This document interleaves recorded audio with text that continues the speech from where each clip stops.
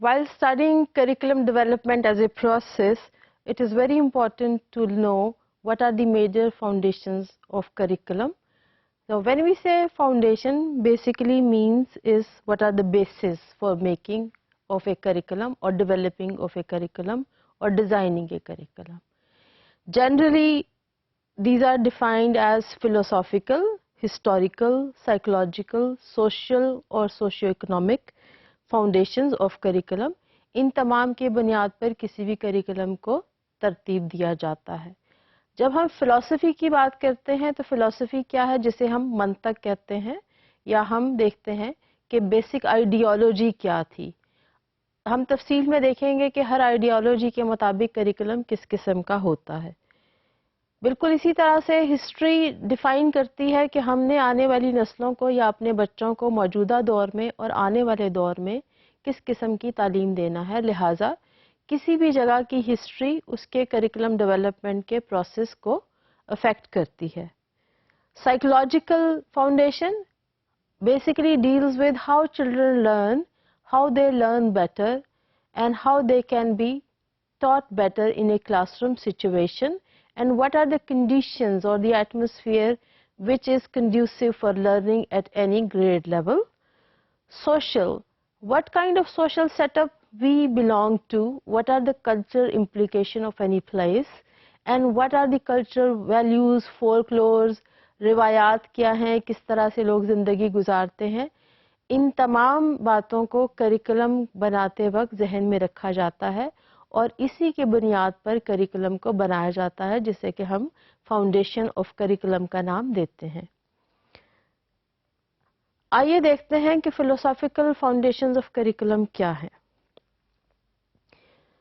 ये अशा ज़रूरी है कि हम लफ्ज़ फ़िलॉसफ़ी के ऊपर एक तायराना नज़र डालें. फ़िलॉसफ़ी का लफ्ज़ एक ग्रीक वर्ड फिलोस, जिसका मतलब है love, and sophia which means wisdom. जब हम इसको पूरे लफ्ज़ को बना के फ़िलॉसफ़ी की ट्रांसलेशन करते हैं तो लफ्ज़ क्या बनता है, लव ऑफ विजडम. फ़िलॉसफ़र्स कौन है? फ़िलॉसफ़र्स वो लोग हैं जो किसी भी जगह की आइडियोलॉजी को खंगालने की कोशिश करते हैं, जो विजडम को, ट्रूथ को, what is truth, when we say something is true, how do we say something is true.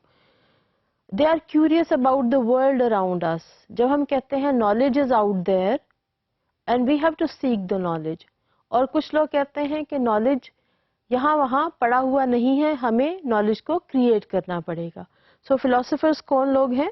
जो मुख्तलिफ चीज़ों के बारे में सोच विचार करने के बाद हमारे लिए एक स्प्रिंग बोर्ड प्रोवाइड कर देते हैं, जिस पे हम सोचते हुए मुख्तलिफ किस्म की फ़िलासफ़ीज़ के बारे में अपने इल्म में इजाफा करते हैं. And then we try to understand the nature of things around us. Now, the questions which philosophers usually ask. Now, it may seem that these questions are not related to curriculum as such, but in the long run you will see that all these questions are very relevant to the process of curriculum development. Now, when we say something is true, what is truth? How do we say something is true or something is false or something is correct or incorrect?